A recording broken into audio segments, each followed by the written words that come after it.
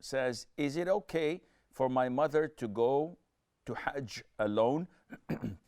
We are from the Philippines, and it is her first time, inshallah, to perform hajj this year.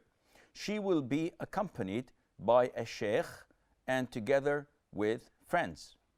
Now, the issue of performing hajj without a male mahram,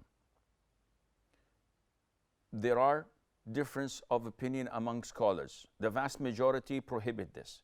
But let us not look into the different opinions of scholars. Let us go back to the Quran and to the Sunnah.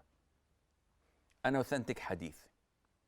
The Prophet said, alayhi salatu, it is not permissible for a woman who believes in Allah and the Day of Judgment to travel without a male mahram.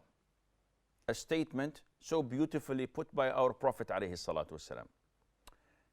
Now, the Prophet said to travel. Maybe hajj is included, maybe it's not. Any type of travel is prohibited without a male mahram. This is what the Prophet said alayhi salatu wasalam. Okay, then let us look at what happened after the Prophet said this.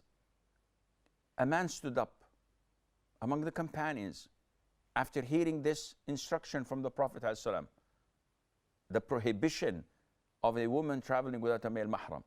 So he said, "O Prophet of Allah, my name was selected to go on an expedition for jihad.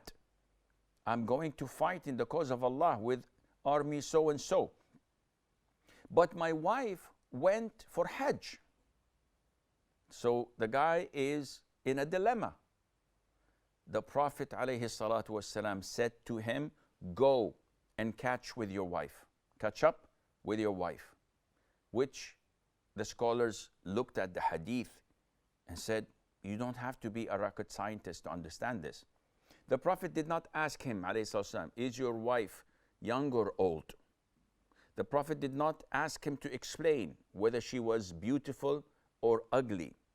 The Prophet ﷺ did not ask him whether she was alone or with a trustworthy companionship, like a sheikh or other friends and women.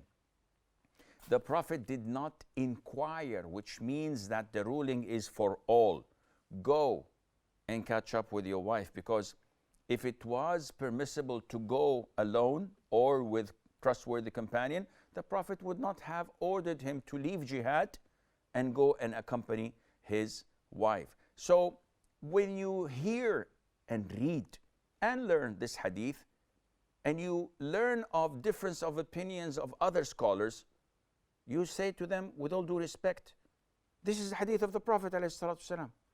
They said, yeah, but Umar ibn al-Khattab, may Allah be pleased with him, sent the mothers of the believers, the wives of the Prophet ﷺ, to perform hajj. So, every woman had her mahram with her. Where does it say in the hadith that they did not have mahrams? Not only that, Sauda bint Zum'a, may Allah be pleased with her, she was among the mothers of the believers that would never have traveled out of Medina, period. They would say, okay, there's another hadith where the Prophet told us that there will come a time when a woman travels from Aden to in Hadramaut or to Sana'a in Yemen, etc., alone.